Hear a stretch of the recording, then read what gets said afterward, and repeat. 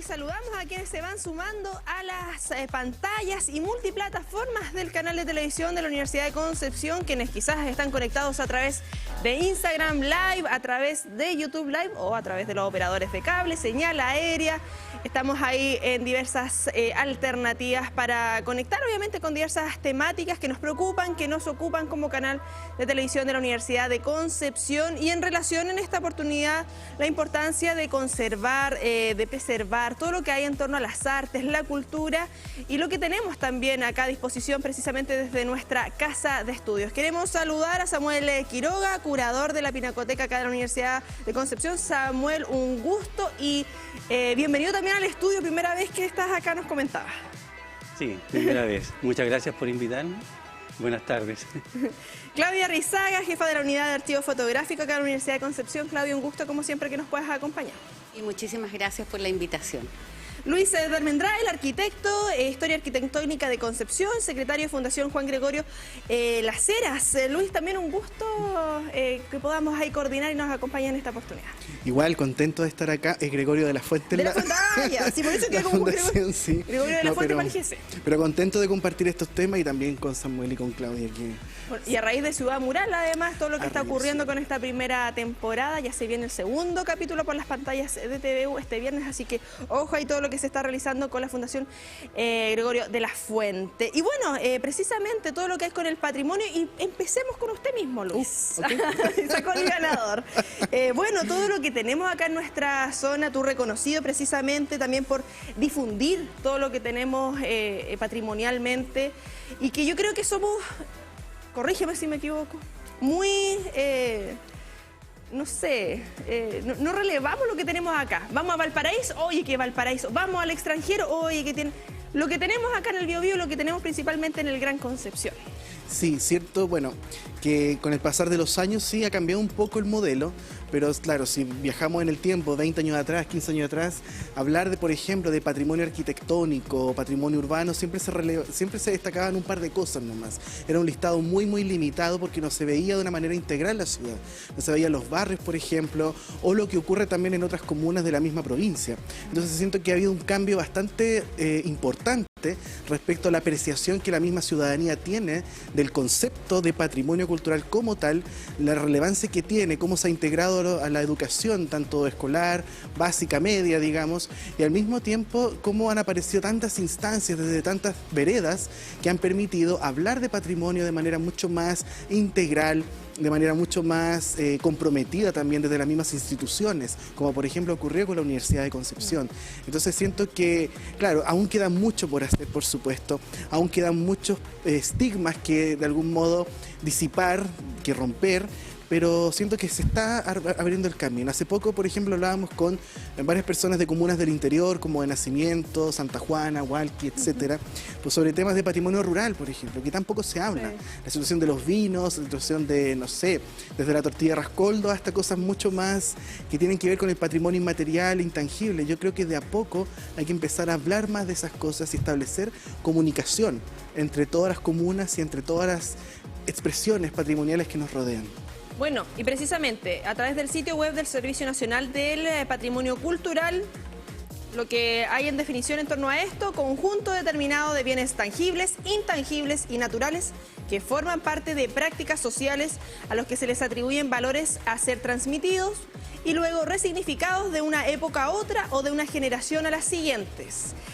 Así, un objeto se transforma en patrimonio o bien cultural, o deja de serlo mediante un proceso o cuando alguien, individuo o colectividad, afirma su nueva condición. Todo esto de acuerdo también a la DIVAM, Memoria, Cultura y Creación, Lineamientos Políticos, según este documento del año 2005. Samuel, recuerdo que en alguna oportunidad conversamos fuera de cámara y tú señalabas siendo foráneo y llegando acá a la zona y me quedó muy claro lo que tú dijiste, como, oye, pero lo que tienen acá, y sobre todo en la Pinacoteca, de acercar esto, de entregárselo a la comunidad y que la comunidad también se apropie de esto, que se sienta parte de y no lo vea como algo extraño. Muchas veces lo que está ligado a las artes por un tiempo estuvo muy en la élite, muy poco con la ciudadanía común y corriente. ¿Cómo vamos también con ese desafío en torno a de aprovechar estos espacios gratuitos? Además, muchas veces uno dice, oye, pero es que es caro visitar, conocer esto. Lo tenemos acá mismo a pasos del centro. Y gratis. Y gratis. Bueno, estoy cosechando el trabajo de mis antecesores, Sandra Santander, Albino Echeverría, Antonio Fernández, ¿ya? Que trabajaron para consolidar esta colección, que es una colección maravillosa, que es un patrimonio en sí. Y estamos haciendo actividades con las otras obras que normalmente no se exhibía, ¿ya? Porque había un proceso largo de consolidar la colección, con obras que están asociadas a nombres importantes dentro de la historia del arte, que tuvieron distinciones como ganadores de salones o premios nacionales de arte. Y hoy en día, ya que tenemos consolidada esa colección, gracias al trabajo que hicieron, podemos hacer el trabajo de mostrar las otras piezas que tenemos aproximadamente 2.500 obras, y empezamos con mis compañeras. Mis compañeras hicieron una hermosa curatoría que se llamó Nosotras, Sí. y allí, bueno, marzo. expusimos a todas las mujeres que están en la Pinacoteca. Y de ahí en adelante hemos ido en varias exposiciones mostrando aquellas obras, mezclado con, digamos, con lo que ya se conocía, pero también mostrando las obras que antes pocas veces se mostraron o nunca se mostraron. Y ahora en verano estamos trabajando en el marco de la Escuela de Verano, hacer una exposición que se va a llamar Arte en Chile. ¿Y qué va a ser? Va a ser una representación de la historia del arte, pero desde la curatoría, a partir de la colección de nuestra universidad, mirada y situada desde Concepción.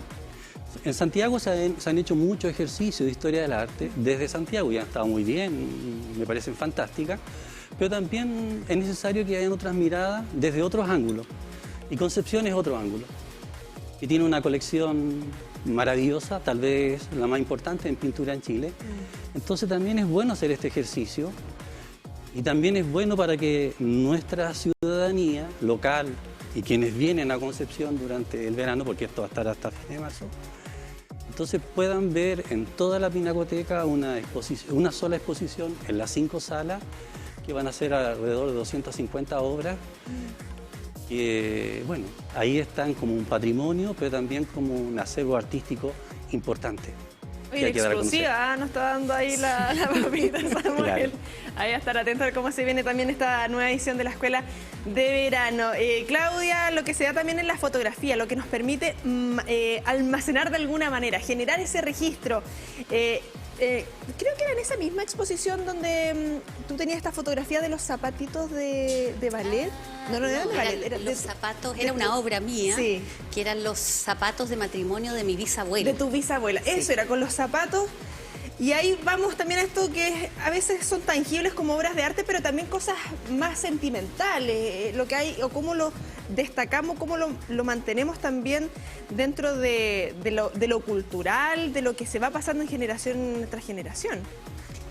Bueno, mira, yo creo que en principio todos estos bienes culturales vinculados hoy día, al igual que el archivo fotográfico, a las colecciones de Pinacoteca, este archivo fotográfico irrumpe amorosamente, digamos, en un contexto de mucha tradición y ya instalado como la Pinacoteca.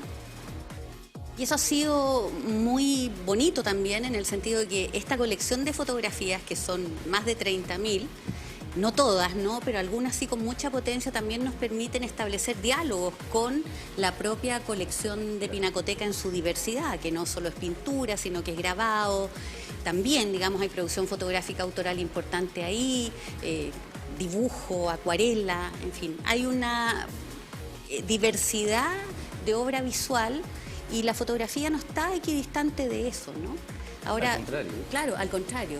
Ahora, también es interesante lo que tú señalas respecto de esa cuestión emocional que está muy vinculada a la imagen fotográfica en particular. Nos sorprende cotidianamente a Samuel y a mí, porque hay obras de algunos pintores importantes, a mí se me olvidan los nombres de los autores, que trabajan, por ejemplo, la imagen del velorio del angelito. Y en el archivo fotográfico hay 2 pequeñas imágenes del siglo XIX en donde se retratan angelitos, ¿no?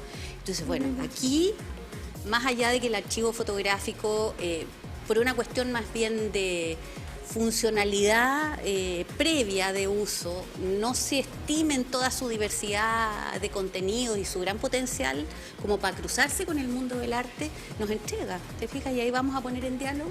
Eso también es una primicia. De hecho, ella va a hacer una intervención. 2 fotografías de angelitos con, conversando con la obra de 2 pintores, ¿no? 2 autores. El velorio del angelito de Arturo Gordo, que nosotros tenemos la obra, o sea, existen 2 versiones de esa. Ya. Una es el boceto, que es una pintura, que está en Bellas Artes, y nosotros tenemos la obra propiamente tal en nuestra colección. Y la otra obra que también habla de ese fenómeno del velorio del angelito, se llama El Angelito precisamente, de Ezequiel Plaza. Mira. Más las obras que... Son nombres no menores. Claro, que tiene... Pura exclusiva estamos teniendo acá, ya Claro. Luisa. Otra exclusiva. Más las obras que tiene en el archivo, vamos a hacer ahí una buena representación desde la visualidad de ese fenómeno que era el velorio del angelito. Solo señalar que en el caso de las fotografías son obras anónimas, ¿no? Porque ahí la fotografía cumplía una función social que tenía que ver con más bien una situación familiar, de pérdida, en donde los fotógrafos, sobre todo en los sectores campesinos, concurrían a hacer estos retratos que hoy ya no son tan frecuentes, pero la fotografía post-mortem, por ejemplo, siglo XIX y parte del siglo XX, primera mitad del siglo XX, eran muy comunes, ¿no? Así que, bueno, estos legados entran en diálogo. Bueno, y también lo que nos permite la fotografía en torno a la memoria. Porque acá pasando, Luis, también con lo arquitectónico, muchas veces uno dice, oye, estamos en una zona sísmica, se nos va perdiendo, va cambiando, va evolucionando todo esto. Pero la fotografía, la pintura, de una u otra forma, también nos va entregando el contexto en el que estaba en ese momento social, político, nos va representando también cómo estaba la sociedad y depende también del artista y lo más íntimo que había en sus sentires. Exactamente, es muy bonito eso de la fotografía, de la representación, cómo queda para la posteridad.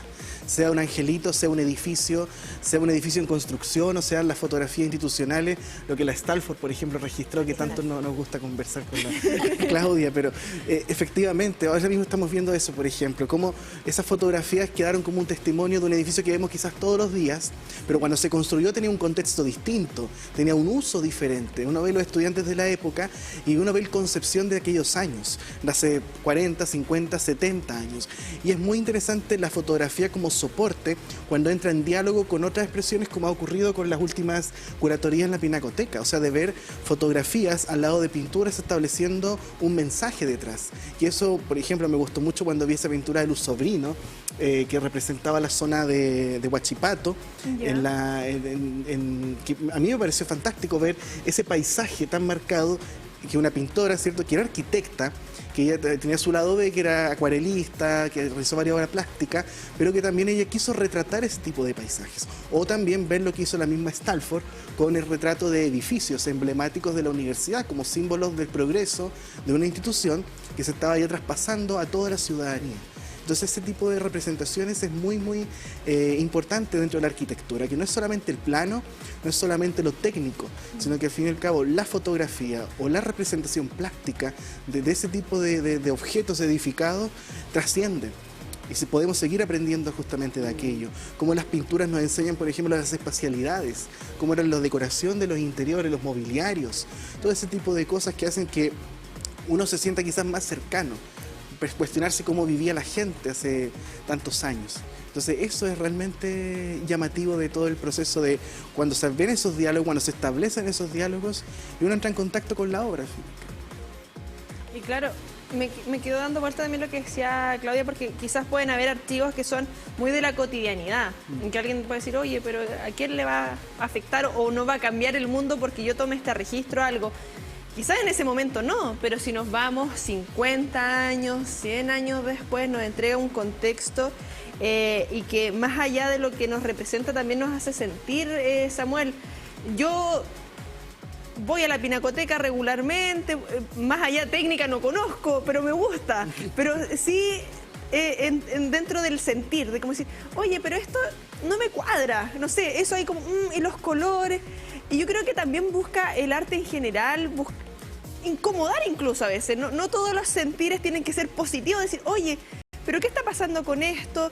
Estuvimos ahí haciendo el recorrido para la conmemoración de los 50 años del golpe de Estado y claro, habían cosas que generaban tristeza, otras que generaban curiosidad, otras asombro. Teníamos la fotografía ahí del presidente Allende y fue como, oye, mira, hasta acá con el texto que uno siempre ha hablado de esto. A mí en lo personal me generó asombro, oye, está la foto. Es transversal los sentires que nos permite también las artes, no es solamente algo de decir, es solo agradable. Bueno, en primer lugar, no hay que tener conocimiento para ir a la pinacoteca, ¿ya? Solamente el deseo. Y una vez estando ahí, dejarse asombrar por lo que otras y otros en otros momentos representaron. Y sin duda nos interpelan, negativa o positivamente, siempre esas imágenes nos van a interpelar. Por algo se conservan, ¿ya? Entonces, primero que nada, quiero dejar claro eso, no se necesita tener conocimientos de ninguna índole para ir a la pinacoteca. Solo se necesita el deseo y el tiempo de hacerlo, porque es gratis, sí. ¿ya? Está abierta de martes a domingo y está para ustedes, para la ciudadanía que quiera ir ahí, ¿ya? Y siempre va a ser una experiencia significativa, siempre. Lo veo a diario por los recorridos que hacen las personas. Las personas recorren estos espacios, se detienen, reflexionan frente a ellos, frente a algunas más, frente a otras menos, pero lo hacen. Entonces, sin duda siempre es una experiencia significativa y es bueno hacerlo, porque también es nuestro patrimonio local, ¿ya? Que tenemos allí. Quería, eso sí, desviar un poquito para pensar la conservación, ¿ya? Sí. A propósito de lo que tú decías, lo que estamos hablando acá. Nosotros como país somos un país joven y hemos ido experimentando una serie de metodologías para conservar.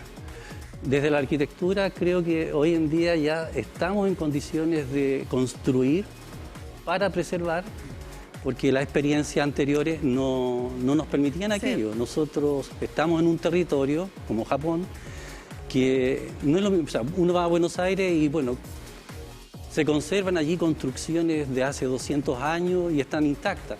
No hay terremoto allí, difícilmente hay un temblor en esa ciudad. Pero nosotros vivimos en otro espacio que hemos tenido que tener otras experiencias. Y esas experiencias nos han llevado a tener técnicas que nos permiten desde ahora poder conservar nuestra arquitectura.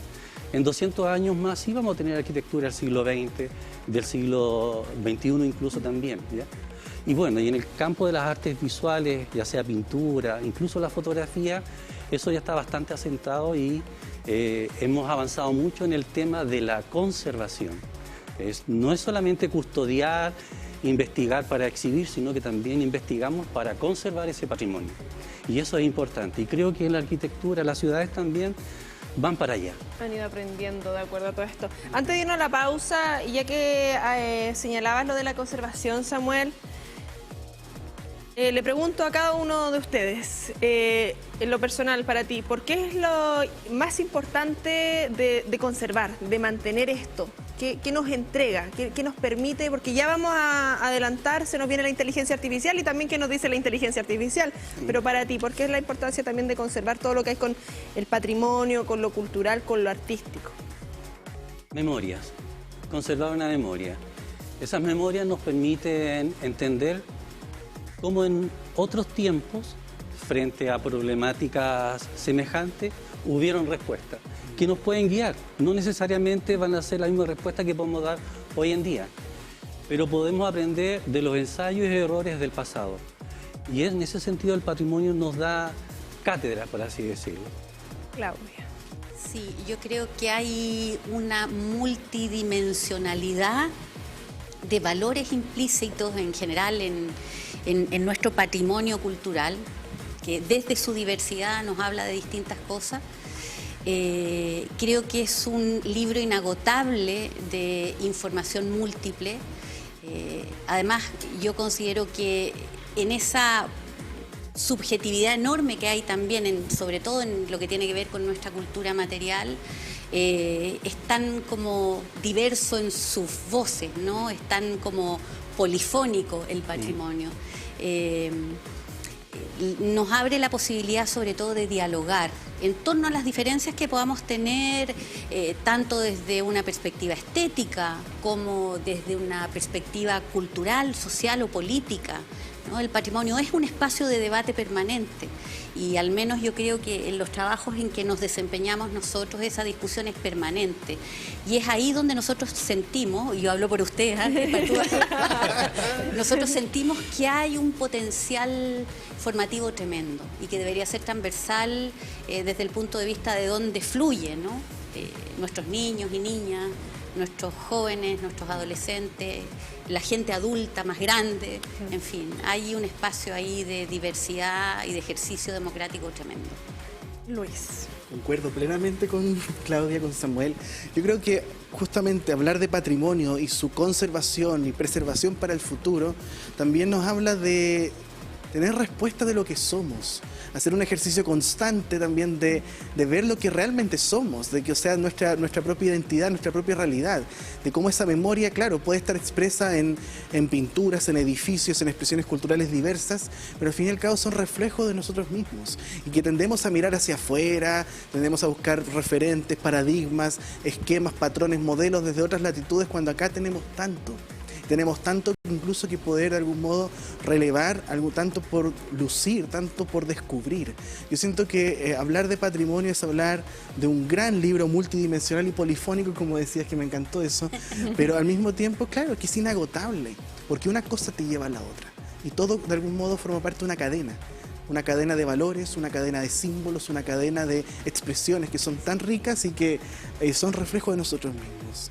Bueno, y eso es lo que busca Ciudad Mural, además, sí. Aprovechando ahí el datito, se estrenó el viernes pasado a las 21:30 horas este primer capítulo de esta serie documental, se viene ya el segundo capítulo y terminamos también esto con lo contemporáneo, con exponentes actuales, contemporáneos y más cercanos quizás a estas nuevas generaciones que lo ven en lo otro como más distante. Nos separamos brevemente ahí con esa reflexión y todo lo que indican nuestros entrevistados.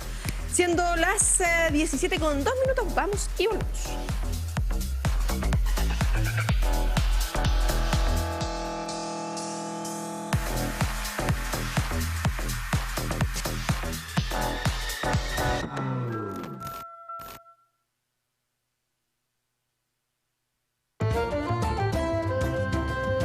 De Julio Escames, que cuenta la historia de la farmacología, de la medicina en nuestro país, es uno de esos tesoros ocultos que tenemos en Concepción. De hecho, en este mural aparecen personajes como Violeta Parra o Daniel Belmar. Estamos hablando de una colección de piezas de arte que va más allá de la pintura, en este caso de los murales, sino que también abarca trabajo de vitral, trabajo de murales mosaicos, trabajo también de escultura. Convoca todos los días, todas las semanas, cientos y cientos de personas que vienen a verlos. El cuerpo de la mujer de partida está desnudo, pero a su vez también se ven sus huesos. Ciudad Mural, este viernes, 21:30 horas, a través de TVU y sus multiplataformas. Conéctate con lo que está pasando a tu alrededor. En vivo y en directo seguimos con nuestra programación aquí en Televisión de la Universidad de Concepción con nuestro programa Conéctate. Justamente lo que nos arrojó la pandemia tiene que ver con que ese líder, esa figura motivadora de la lectura, que implica fomentar realmente la lectura, que es el profesor, estuvo ausente, ¿no? O estuvo, digamos, de otra manera, materializado detrás de una cámara probablemente, o incluso detrás de un WhatsApp. El remo tuvo una gran actuación en las aguas sanpedrinas y bueno, igual con el canotaje cumplimos con los pronósticos y superando un poco las expectativas. Y ya en primero básico se comienza el trabajo de la decodificación, pero esta decodificación debe ir precedida por la conciencia fonológica. Algo nuevo para nosotros, para el deporte en Chile en realidad, el BMX para nosotros quizás estaba olvidado, al menos en Concepción, y de repente salió olímpico, de repente salió los Panamericanos acá en Chile, y para nosotros jóvenes al menos fue increíble, una sensación de, no sé, de seguir adelante, de mucha motivación. Conéctate con especialistas en diversos temas.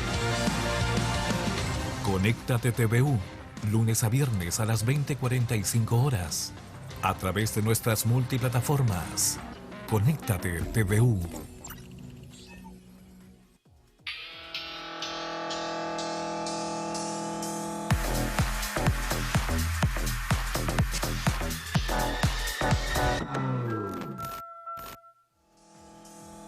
Ya regresamos, saludamos a quienes se van conectando, ya sea por YouTube, Instagram. Recuerden seguirnos ahí a través de todas nuestras multiplataformas y estar atentos a lo que vamos haciendo día a día como canal de televisión de la Universidad de Concepción. Desde las 9 de la mañana es cuando iniciamos ahí con la edición matinal de TVU Noticias, 9:30, continuamos con el matinal, la tarde, multiversos, edición central allá a las 20 horas y toda nuestra programación que vamos ahí de lunes a domingo, viernes, feriado, con contenido también, así que ojo ahí con todo lo que se nos viene para esta primera ya semana completita del mes de diciembre. Yo les comentaba, la inteligencia artificial se hace presente también acá en Multiversos y le hacemos una consulta, primero a nuestros entrevistados, acá para ponerlo a prueba, así como entrevistada con la inteligencia artificial. No, pero para ver, finalmente la inteligencia artificial funciona a través de las búsquedas y todo lo que hay en torno a las redes sociales, los algoritmos. Le vamos a hacer la consulta de los 5 patrimonios más relevantes de Concepción. Concepción, no lo muestre todavía, señor director, para que no le demos ahí pista a nuestro entrevistado. Luis, ¿qué sería uno de los patrimonios más relevantes acá en nuestra zona? Sí, miras, en mi opinión, yo apelaría en primera instancia a su gente, pero específicamente yo apelaría también al legado arquitectónico del siglo XX. No usaría apelaciones como arquitectura moderna, art deco, no, siglo XX, porque fueron de algún modo tantos lenguajes arquitectónicos que se complementaron entre sí, que estuvieron matizados por temas particulares, la iniciativa estatal, la vivienda social, lo que pasó en los barrios, que al fin y al cabo en el siglo XX se cimentó un modo de construir o de edificar y de proyectar que se transformó en una imagen de ciudad, que permaneció por muchas décadas y que a mi juicio hoy en día queda de algún modo, no sé si negado o ha sido de algún modo también rechazado por visiones canónicas de lo que es el patrimonio arquitectónico. Entonces yo creo que estamos en un momento en el cual hay que romper ciertos paradigmas, ciertas visiones como tan canónicas de lo que se considera el patrimonio arquitectónico y abrir la mirada. Y creo que reconocer realmente lo que pasó en el siglo XX, de las décadas del 20 al 60, es también establecer un reencuentro con esa realidad penquista, que es parte del día a día, solo que a veces pasamos de galería a galería, de edificio a edificio, pero ojo, todo eso tiene un valor, tiene un significado para la ciudad. Y hay algo muy profundo porque es un patrimonio vivo y está vigente. Sí, súper. Hay una cosa, yo me salgo acá del libreto, que a mí me molesta cuando la gente nos acerca a estas temáticas cuando convivimos con ella a diario. Claro.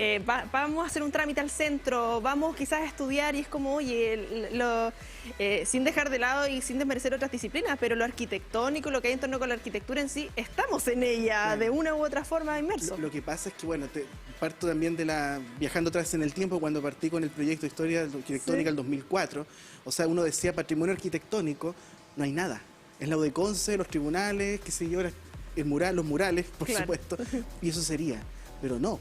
¿Qué pasa con todas las poblaciones? ¿Qué pasa con Lorenzo Arenas? ¿Qué pasa con las remodelaciones? ¿Qué pasa con todo lo que las galerías?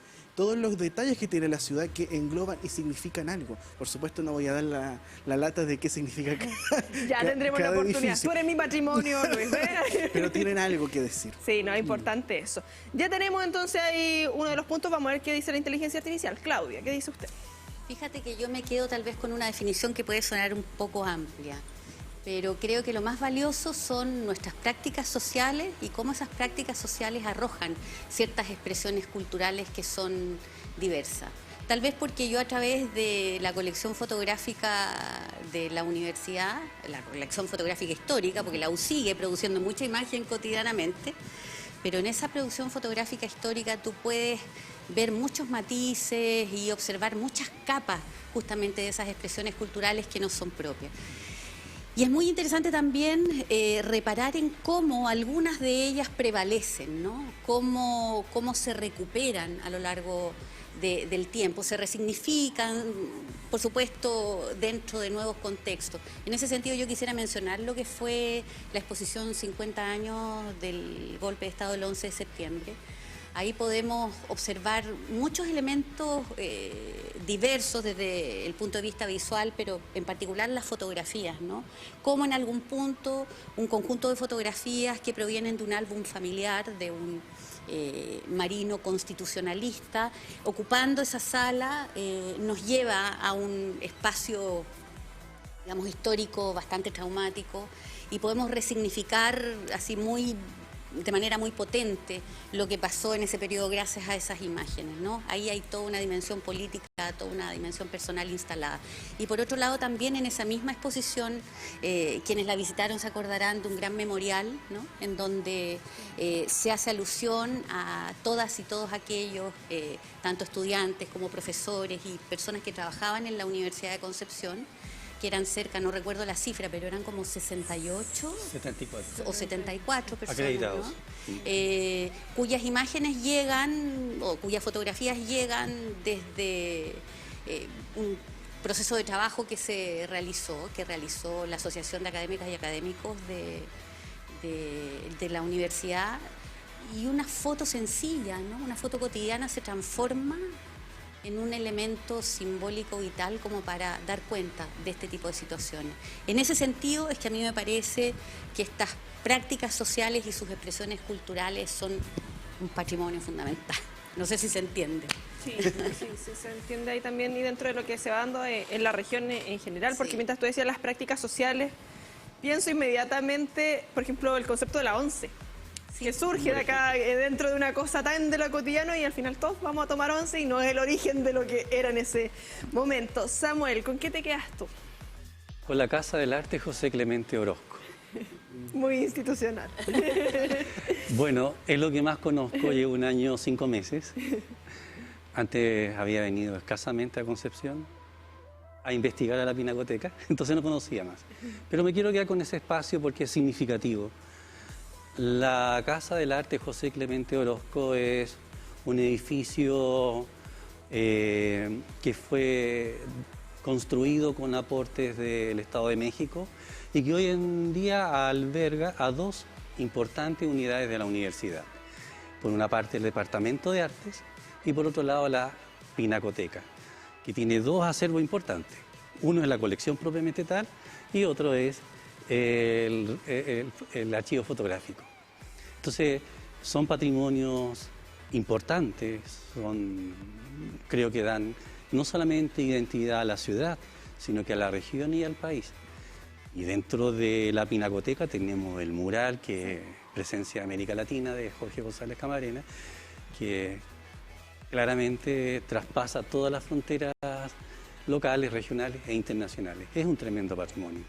Vamos a ver qué dice la inteligencia artificial, señor director. Ponga play nomás, ahí tenemos.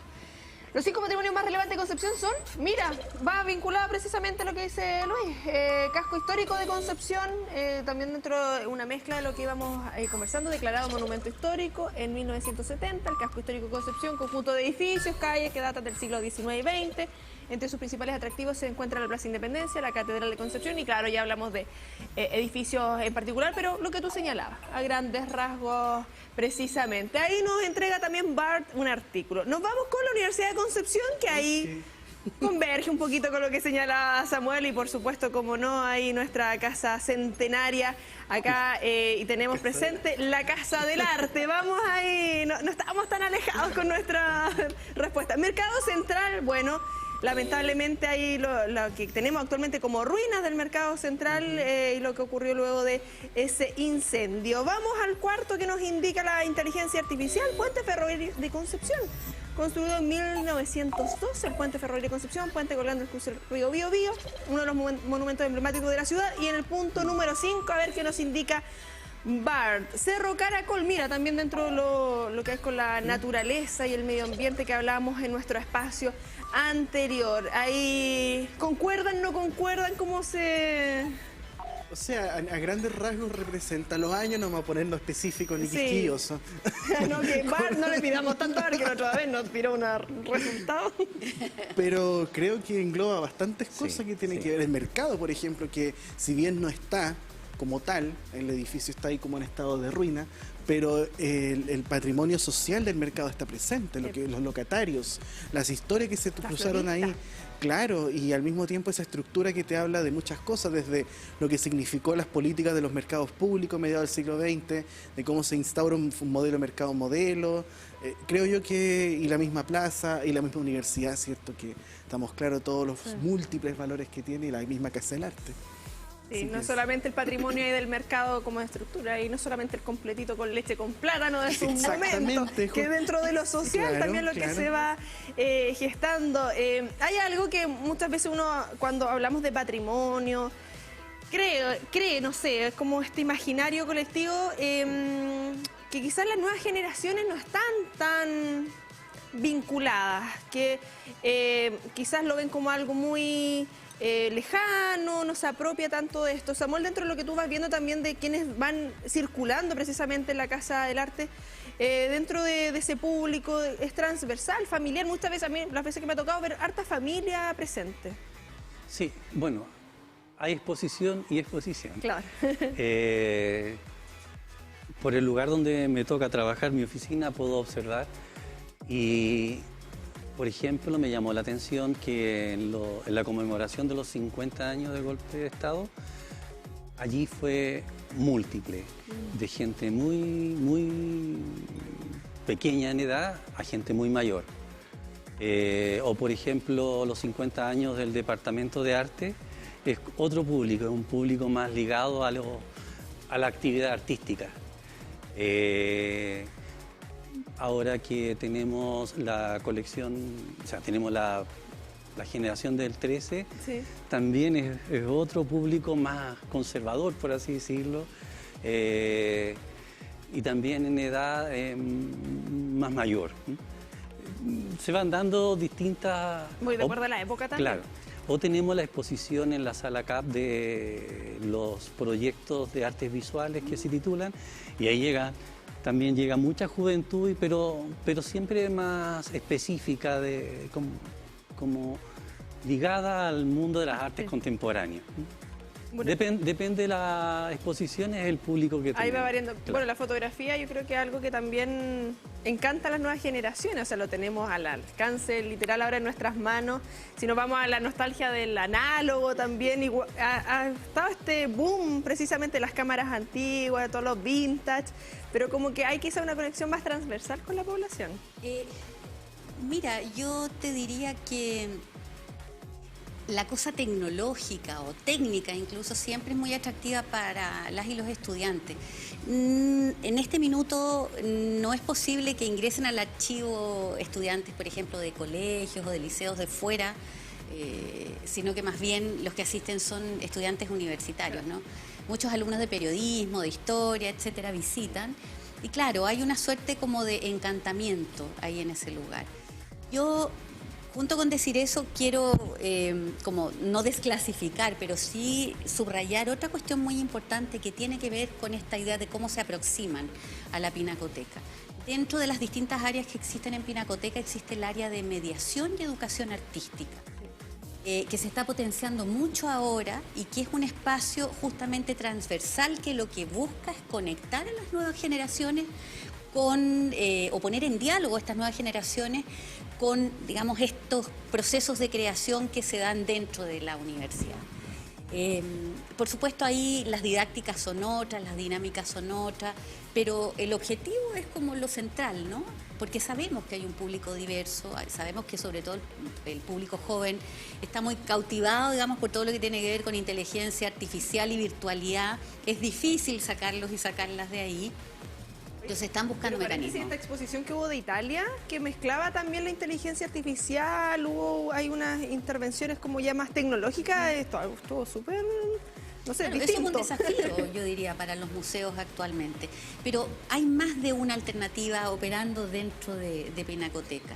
Y con respecto a la foto, También estamos entrando en ese proceso de participar en esta área de mediación y educación, porque creemos que justamente desde esa dimensión técnica, tecnológica, hay didácticas que se pueden implementar como para acercarnos a la fotografía en regla. Sí, ahí donde tocas ese punto era lo que yo te comentaba al inicio, Luis, en torno a que quizás no nos apropiamos de esto, como que no aprovechamos lo que tenemos acá, porque claro, yo recuerdo cuando estaba en el colegio, y estaba acá cerquita, aparte ahí en O'Higgins, Barro, Janequeo, Lautaro, ahí en las monjitas, en la Providencia. Veníamos siempre a la U. Entonces, actividad de arte era la pinacoteca. Entonces, como que para todos era como algo cotidiano. A diferencia, por ejemplo, cuando se hace mediación con escuelas de otras comunas, lugares más rurales, que, oye, es la pinacoteca, así como que es imponente, o todo lo que vamos viendo que para nosotros es pan de cada día, que lo vamos dejando ahí como que no le tomamos el peso. Y también depende mucho de la formación que tengamos en nuestras familias. En muchos casos no se lleva niños y niñas a exposiciones, no hay una conexión precisamente con esa área. Entonces hay otra sensibilidad, pero eso se puede ir trabajando. Yo creo que ese es el desafío también para ustedes, que acá en esta oportunidad son como representantes de cada área, pero de encantar y mantener eso vivo. Absolutamente, yo creo que, bueno, vivimos una sociedad globalizada, bastante llena de estándares y nuevos estándares que igual yo creo que han afectado un poco a la gente. O sea, este tema de la dependencia en las redes sociales, ¿cierto? Que todo tenga que estar validado de algún modo por el teléfono, por lo que... Exactamente, pero yo creo que también eso puede ser una importante herramienta para esparcir ciertos mensajes y también cambiar las apreciaciones que nosotros tengamos de la cultura, del patrimonio, de la ciudad en general, de los territorios. Yo creo que me hizo mucho ruido lo que estaban hablando recién de, por ejemplo, el tema de las edades. O sea, cuando por el tema de la Fundación Gregorio Lafuente llevamos niños a la Casa del Arte, fascinados con el mural, por supuesto, pero también pasaron a la muestra los 50 años del golpe.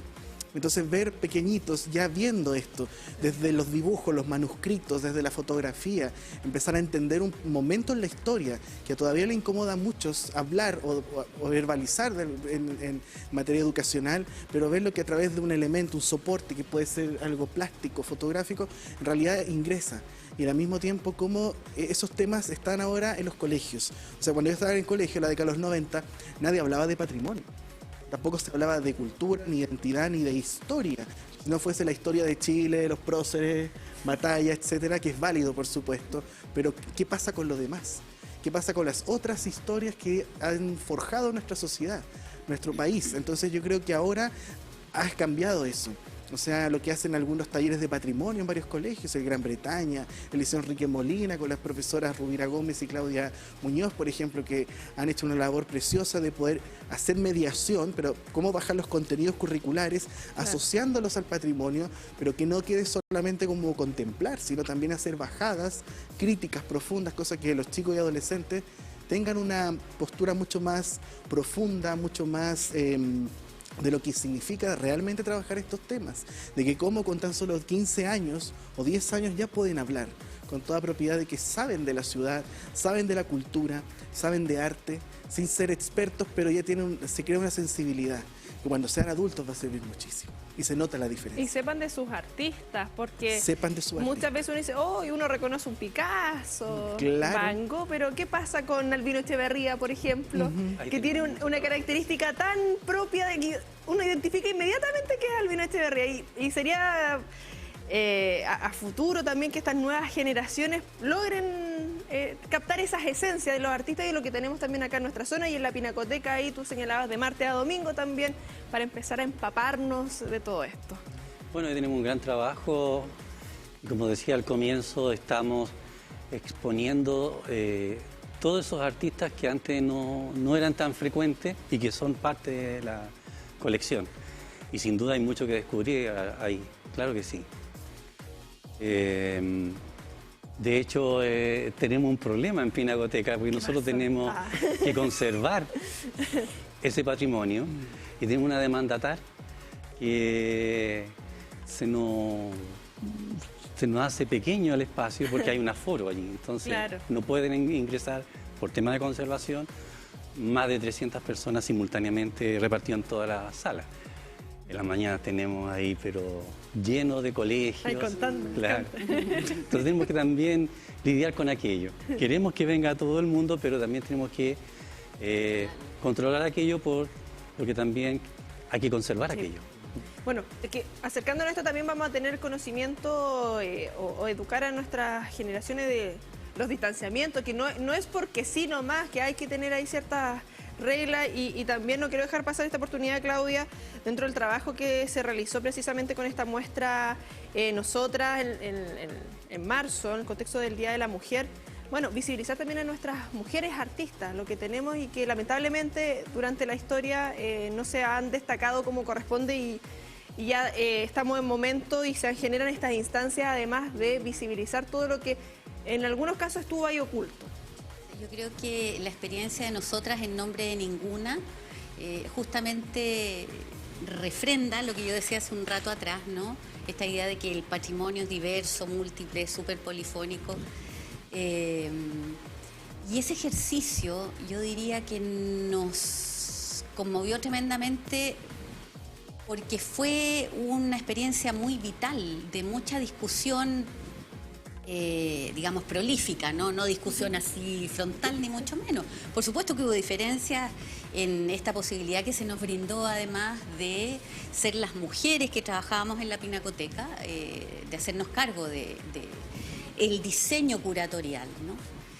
Y creo que es algo, por lo menos para mí en lo personal, debo decirlo, inolvidable, porque además, como una persona que ya lleva más de 22 años trabajando en la universidad y específicamente volcada a lo fotográfico, fue una apertura tremenda porque tuve que entrar en diálogo con otros formatos de obra, actualizarme y aprender mucho de mis compañeras también, ¿no?